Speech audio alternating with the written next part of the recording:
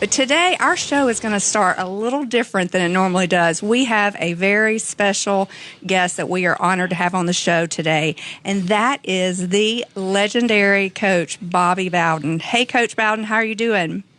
How you doing? Good to talk to you.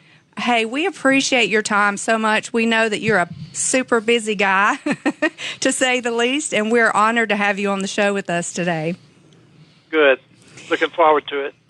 Well, we're not going to keep you a long time. We each have a few questions, and I would like to start out. I watched the documentary, of course, The Bowden Dynasty, Faith, Family, and Football, and it really, I'll be honest, it really moved me. I learned some things that I didn't realize, and I've always had respect for you, but I have even more respect for you now, just knowing your story, your full story. And I'll go ahead and disclose, I'm a Mississippi State fan, so I'm an SEC girl. That's a great school. But I've always respected you, and not just because of all your records and your football career and the success, but the legacy of your faith. And I think in this day and age, there's so much, political correctness, and we can say this and we can't say that. But tell us a little bit about, what gave you that confidence to do that throughout the years. I mean, look at Mark Rigg in that story. You affected and changed lives of so many people, not just in football, but in general. Well, a lot of it is the way I was brought up. I always felt like that's what I should do. I felt like that God had put me in responsibility for 125 boys, and that I wanted. So many of them are missing it now in their home. Right. When I was a kid, I grew up with a mother and dad, and they were Christians, and they took me and my sister to church every Sunday and every Sunday night and every Wednesday and every time the doors opened. That's the way I was raised. And so now then, my last 6 or 7, 8 years at Florida State, there'd be over 65 or 70% of my boys who did not have a daddy. A lot of them didn't have a family. A lot of them were raised by their grandmamas and their sisters, but no male figure, And I felt like that my calling was to me and get the coaches and let's try to be daddies to these boys. Absolutely, Coach, and that's an incredible story. Of course, we all watched your documentary, most of us last night for the very first time. I grew up a huge FSU fan, but one of the things that I found most compelling was from your time at West Virginia, the first African-American athlete that you ever recruited, Garrett Ford Sr. I'm sorry, I'm a little stumbly today because I'm talking to the Bobby Bowden. You'll have to excuse me. But Garrett Ford. Garrett Ford, yes, sir. If you don't mind, and I know this is a little bit of a spoiler for your movie, but can you tell us a little bit about that story for those that haven't seen it yet? About Garrett Ford? Yes, sir. Well, number one, I had coached at Florida State. I had coached South Georgia College, Florida State, and Stanford University. That's where I had coached, all of them in the South. That's Alabama, Georgia, and Florida. Well, that was the time of segregation, and all the athletes I ever coached were white. So I go to West Virginia, and it's integrated, but not much. I mean, not much. I mean, just like we had, I think we had 3 blacks on our team, 3. And of course, right now, I bet you go to West Virginia, I bet 75% of them are Afro Americans. But back in those days, segregation, integration was coming along real slowly, but it was coming along. A lot of the black athletes in the South went up north to go to college because they could play there, whereas down here in the South, everything was segregated. So anyway, when I go to West Virginia from Florida State, for the first time I'm coaching black athletes.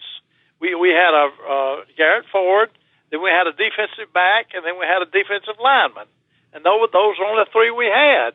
And I cherished it. I cherished it. I was looking forward to it. And of course, they had a hard time accepting me at first because I was from the land where they felt like they wasn't welcome. you know. Right. But so I spent my time winning them over. I took Garrett home with me one night to have supper with me and our family, and he said it was the first time he'd ever eaten at a white home. And anyway, we later on when he graduated, I hired him as assistant coach. You know, Great. And coached with him a long time before I came back to Florida State. Oh, Coach, that is just so awesome. It is. I love that. I just, if you have not seen the Bowden Dynasty movie yet and you are listening to this interview, you absolutely have to see it. I mean, not even as a Florida State fan, but as a football fan in general, it was just so incredible. 104.3 ESPN Panama City. We are on the line right now with former Florida State head coach and the legendary Bobby Bowden. Bobby, right now, every Friday we do a thing called Fan Friday. And I thought that today I would go pull one of my best friends in the world who is a huge Florida State fan. He's actually, we call him my work dad because we used to work together. But Brian Waddell is here today, and he has a question for you, Coach. Okay. Hey, Good. Coach, I just want you to know that it's a 100% honor to be here and listening to you speak with us today. You've touched so many people, so much more than just your football players and your fellow coaches. I truly feel that you've met your goal in your life. But well, thank you, buddy. Well, thank you. And my question is all the recruits over all the many years, all the ones that you got, what I'm interested in, what is the one guy that you missed out on? And who do you... Well, there's a lot of them I missed out on. I know there's a bunch, but I'm sure there's got to be that one guy. Nobody gets them. Nobody gets them all. Now, there's one thing. Back in the 90s, all through the 90s, we won more games in the 90s than any coach had ever won in a 10-year span. We won 2 national championships. We won conference championship every year, and won more games than anybody else did. So back in those days, we were really getting a lot of the best ones. Like I said, you can't get them all. You know, you can't get them all. But all we want to do is get our share, and we did, and that's why we were able to put those good years together in the 90s. You know, we went 14 years in a row in the top 4 in the nation. Incredible. If it would have been playoffs back in those days, we might have won a few titles. Absolutely. There's not that one though, like that one guy. Which one that got away? Yes, sir. Well, how about the tailback that went to Florida? What's his name? Great running back. And then went pro ball, made All-Pro, and Emmitt Smith. I'm sure he's in the Hall of Fame. Emmett? Right now I can't even think of his dadgum name. Was it? Played at the University of Florida 4 years. Well, he played for the Gators, so that's understandable. Well, the thing about it, although we didn't get him, the 4 years he was, I think he played.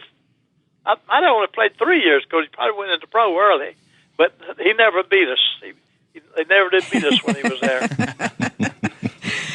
Well, Coach, another question that I had, this really, really struck me last night watching the documentary, giving the present day scenario of Florida State. You know, it's a rebuilding time. Fans are upset. They're disappointed. Some are angry. Some are wanting to, give up their tickets. And, it's shocking to me because Mississippi State's never won a national championship. So I know what it's like to not always win. But, But during the documentary, when you were talking about going to Florida State and how the stadium looked like a high school stadium, it was small, and just how you kept growing and growing. And what you said was you have to regroup as fans, just like the staff and the team does. Can you just give us, there's a lot of people listening, FSU fans. What would be your advice right now to this rebuilding time that's going on at FSU? Well, one of the first things that you try to teach your players when you start building a program is not to quit. You have to really get that in their head, man. You cannot quit. On every play, you must play as hard as you can, and when you get in a game, play as hard as you can that game. Now, the same thing's true with the fans. Most of the time, you're not going to win all your games, and if the fans are going to leave you every time you lose, you're going to have a hard time putting a winning program together. Most of the teams that have winning programs have great fans, and we had great fans, but we've been on been on hard times lately, and but we got to continue to back our team, be patient, and support the coach that's there, and give him time. And if he doesn't do it in time, you got to get somebody else. But let's give him time. You know, the big thing we play tomorrow, play NC State. The big thing we've got to see is we make improvement. Now, last game we improved, and we won. And now then we're going to play a team that's probably better than the ones we've been playing, and let's see if we can improve. You know, and if we don't, let's try it the next week. But let's give this coach time to recruit his players and see if he can win with them. Yeah, I agree. Coach, my name's Kyle as well, but we kind of go by a moniker of old school because I'm the oldest guy in the room here. But I was really struck by something you were talking about, how your dream was the Alabama job, to go be the head coach at Alabama. Yeah. And you thought the dream was going to come true, and how you were on your way to Tuscaloosa to have this meeting, and you expected them to offer you the job. Yeah. And it didn't turn out the way that you expected it. And I kind of wanted to know, was that a sense of sorrow or disappointment, or was it a sense of relief that you didn't have to let down the fans of Florida State or the team or your players or whatever, that you were going to be able to stay at Florida State? What was the biggest emotion that you felt over that? Well, being raised in Birmingham, Alabama, when I finished high school, I went to the University of Alabama. Now I got married. I got married my freshman year, and back in those days, if you got married, you couldn't have a scholarship. So I left. After a half of a year, I left. Went back to Birmingham. Went to Samford University, which back then was called Howard College, and played 4 years of football there, where I could get some scholarship help. And but I always wanted to go to Alabama. That was always my school. And then so we were playing in a bowl game in Birmingham, and the coach at Alabama resigns. Well, everybody called me. They wanted me to be the coach. The governor called me. A lot of the big alumni called me. What can we do? What can we do? I said, don't do anything. I said, if they want me, they know where to call me. And one of the boosters said, the president wants to interview you. I said, well, I'll interview him if he's going to offer me the job. But I'm not going to get in. I'm not looking for a job. I've got a good job. If he wants to offer me a job, I'll talk to him. And so I was invited to see him. And I went over to visit with him, and he wasn't offering me the job. He was just interviewing me, and he had somebody else in mind. And after that was over, Ann and I driving back to Tallahassee from the bowl, we decided I better stay at Florida State, because he was going to offer the job to somebody else, and he got a real good man. But now so I didn't get the job. Yeah, I was very hurt about that. I just knew that was God's plan for my life, to go home, And but I didn't get the job. But the irony of it is, 4 years later, when that coach left, then they called me and offered me the job. But then I turned it down because I felt like I was too old. Well, 104.3 ESPN Panama City, we are joined at this time by the legendary Coach Bobby Bowden, who has a movie out right now called The Bowden Dynasty. It's pretty much the story of his entire life, his entire coaching career, which is miraculously brought down into 2 hours. The next time it airs is on Tuesday, October 29th at 8 p.m. Eastern Time on ESPNU. I was given that information today. Coach Bowden, I could keep you all day, honestly. I mean, and I know that, and I know you. I know you could go all day, but we're not going to do that to you. I just got two more things that I'd like to know about, if you don't mind. My first question is, we're going to have Coach Mark Richt on this show at some point next week. I thought that one of the best parts of the documentary was, like, I don't know if many of us knew that you were the one that helped Coach Richt find God after Pablo was shot and killed. Yeah. What does it feel like knowing that you were the man that helped somebody like that get to where they are? Well, after Pablo died, I had talked to our football team all at one time about life after death, because a lot of them never heard it. I felt like my job was to tell the story, and I told them how to be saved. And then after that meeting, I went back to my office, somebody came knocked on my door, and it was one of my coaches. And he comes in my room and says, "Coach, I heard what you said back there to those boys. I've never heard that before. What are you talking about?" And I happened to have my mother's Bible on the desk because when she died, I got her Bible, and I showed him how to be saved, and he accepted Christ right there. So God saved Mark. I didn't save him. It was through me. It was through me, God going through me, saved Mark.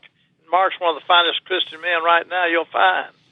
Absolutely. Actually, that's kind of crazy how Mark, the interview with Mark Richt kind of fell into our lap. He just sat next to my mom on an airplane. And that's really? Yes, sir. That's how that one came about. Well, Coach, okay. Boy. So I got one more question for you, and then we'll release you. Okay. This legend of Mrs. Ann Bowden's banana pudding. What do we have to do to be able to get some of that here? You usually can't get any because I eat it all up. But after we would have a ball game, or say when recruits would come in, let's say we got a ball game Saturday, then usually the night before, Friday night, we would invite all the recruits over to our house, and all we served was desserts.